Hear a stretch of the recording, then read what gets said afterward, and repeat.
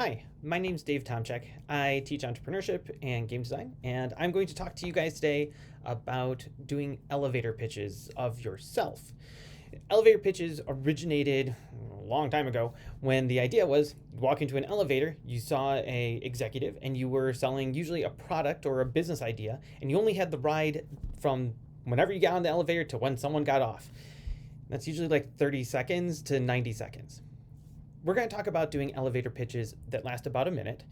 And the goal here is that you need to convey who you are at your core and essence in a minute. That's not an easy thing to do. It's really freaking hard, actually. And that's why one of the best things you can do is to try it out and then practice again and again and again and again and again. They're 1 minute for a reason. So, let's talk about what you actually do during an elevator pitch about yourself. The elevator pitch breaks down into 4 core components. First, you start out with the intro. Hi, my name is, in my case, Dave Tomchek. You need to make sure that you actually say your name up front because it's very confusing if you say hi and then launch into some description, because at the end, the person's going to be like, who are you again? So make clear that your name is up front and that you don't mumble through it or speed through it. Your name's important. It's you. And you also want to use the name that you want to go by. Because if I say, hi, my name is David, but everyone around me calls me Dave because that's what I usually go by, it creates a little bit of a dissonance for the person, and especially if you have a nickname that you prefer to go with. So start out, hi, my name is, and your name. Second thing, you need to give a 1-sentence summary of who you are. Now, there's a couple of different ways to approach this. For some people, you know exactly what you want to convey. You can say, I am an accountant through and through, and this is something that I'm passionate about and have been since the age of 5. That's a really strong statement. But for some of you, you may be not as clear as where you want to go in life or what it is that you want to do. Or you're going to be using your elevator pitch in a whole bunch of different contexts, and so you need to make sure it can adapt, and that's fine. The 1-sentence summary doesn't have to be the clear roadmap model for the entire rest of your life. Instead, it can showcase different pieces of who you are. What are the things that you're going to talk about in the remaining 50 or so seconds that you have?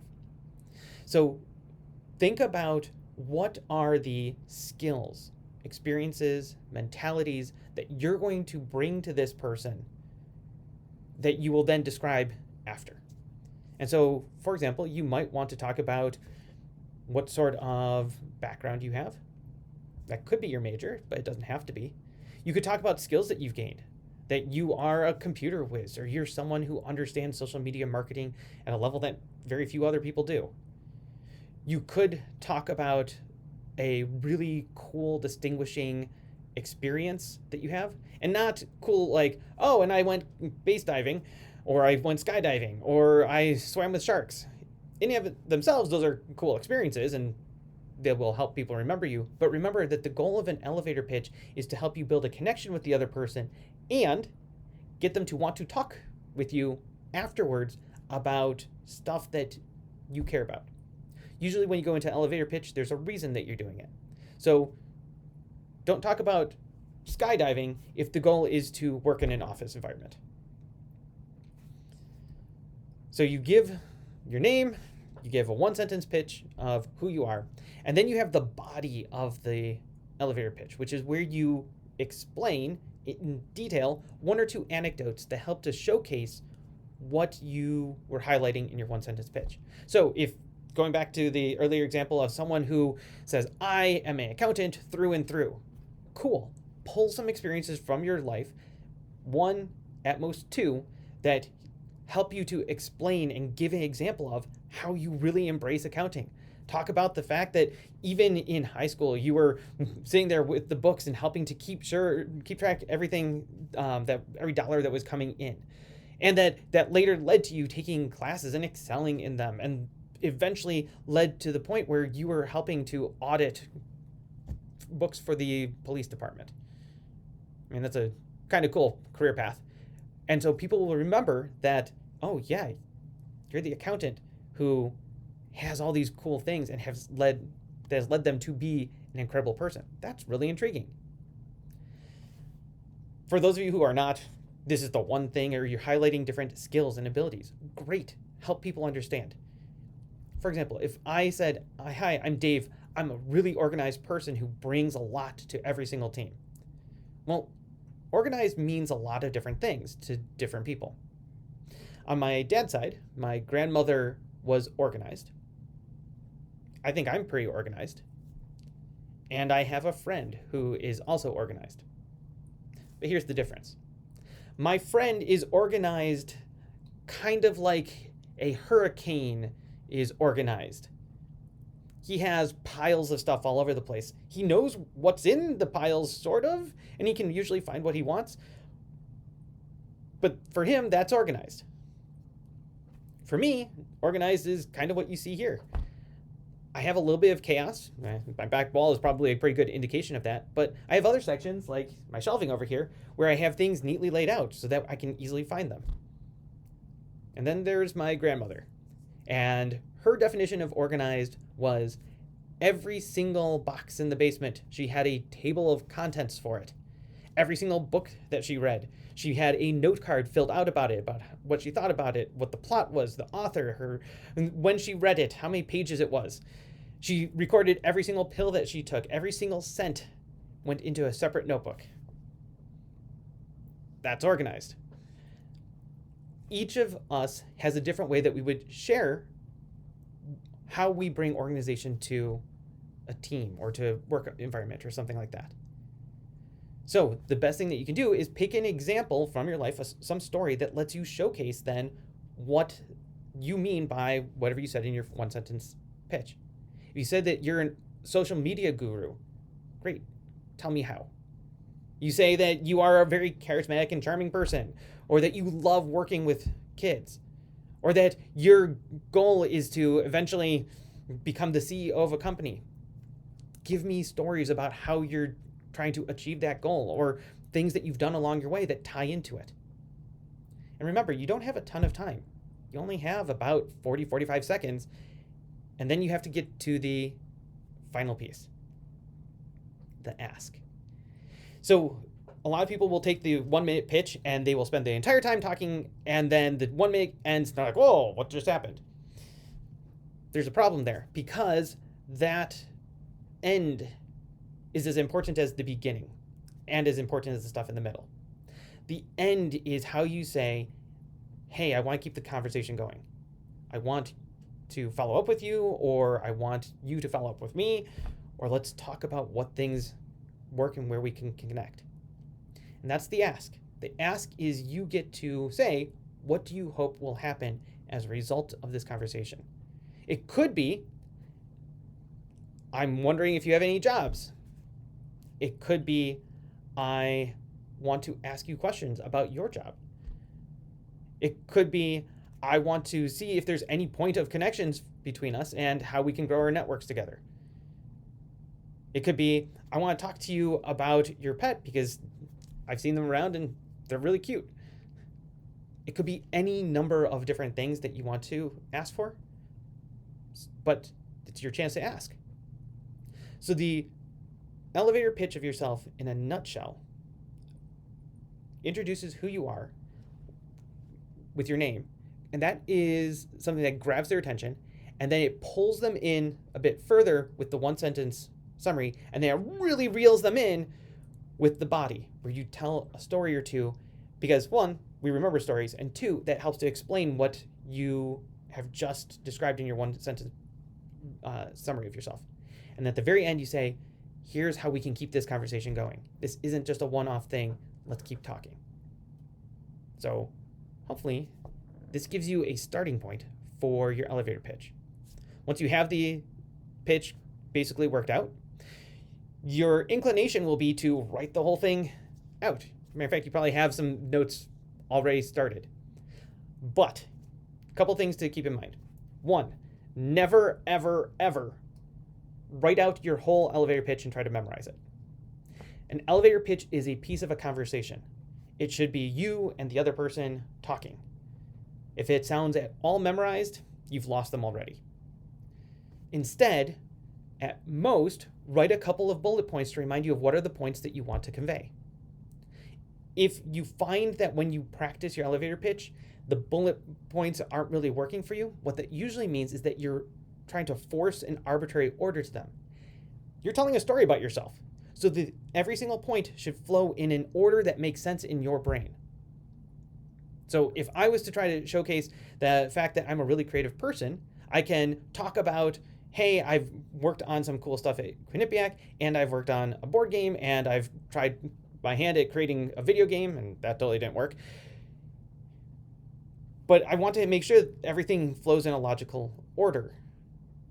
And I might leave the one about the video game out because I really want to showcase the cool successes that I've had, and later on we can talk about the various failures that I've encountered. So I'll talk about QU, some of the things that I've done here, and then I'll say, and at QU, I teach game design, and that ties in with my creativity.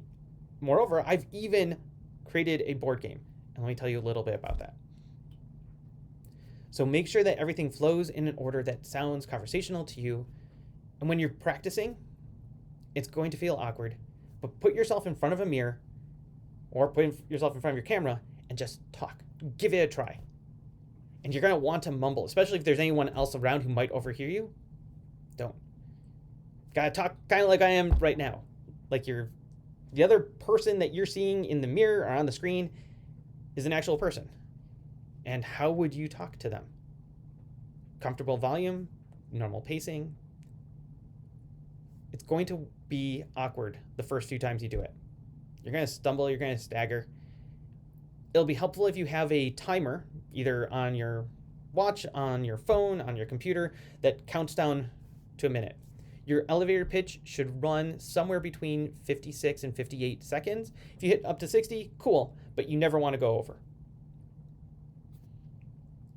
And you want to give your pitch.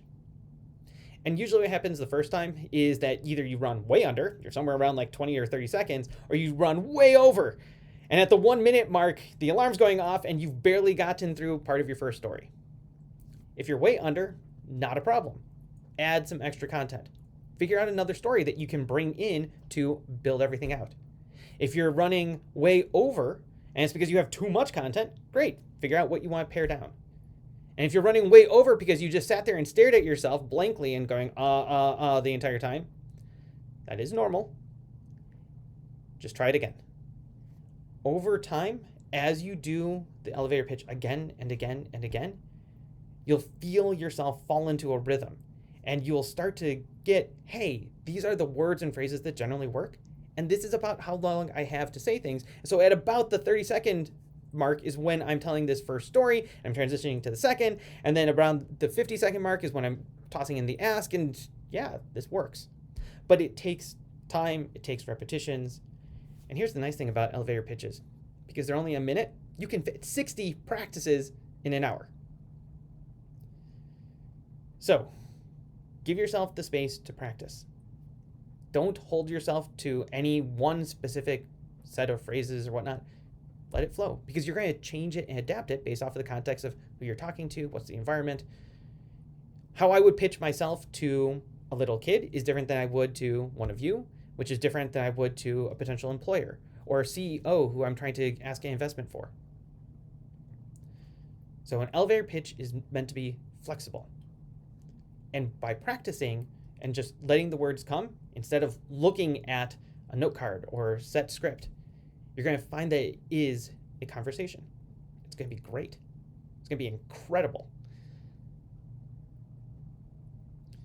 Now, there is one more thing that I should note.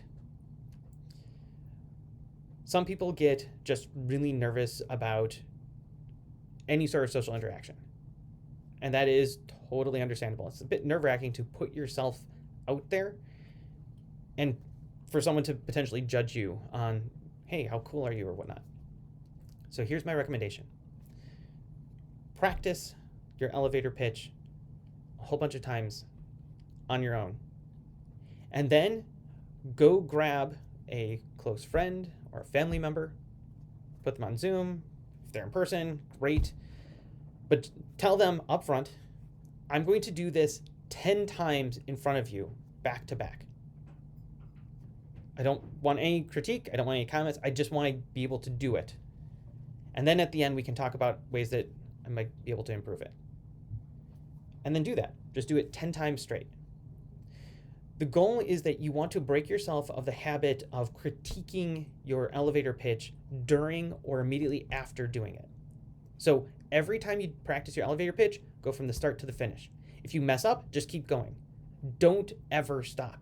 Because if I start talking and I stumble on my words and I go, oh, or I'm like, oh, what did I do? You're drawing attention to the fact that something went wrong, and you're training your brain.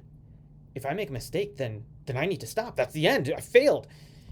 And you can't really fail in an elevator pitch. So don't worry about it. Instead, just keep going. If you run out of time that time, not a problem. Go back, try it again. And again. And again. Eventually, you'll get to the point where you feel kind of comfortable. The desire to critique is inherent in all of us. And that's fine. That's actually a great thing because we want to improve ourselves and get better. But the desire to critique can get in the way of us actually getting better, especially if we draw attention to every little thing that we do in our minds wrong. And that's why I said practice again and again and again, start to finish, back to back. Just do it again and again and again. And eventually you'll get to a point where you're saying, okay, this is about right. This is about what I want to say. Then take that one out and try it with other people. Start with that close friend or family member, and then start trying out with other random people. They could be classmates. They could be total strangers off the side of the street. It could be someone that you want to talk to about a job. Go to one of the career fairs or the involvement fair or any number of different events and try using your elevator pitch of yourself. So I hope that this helps you feel more comfortable about what it is that an elevator pitch contains, what it is you need to do, and how to become a master elevator pitcher. Talk to you later. Bye.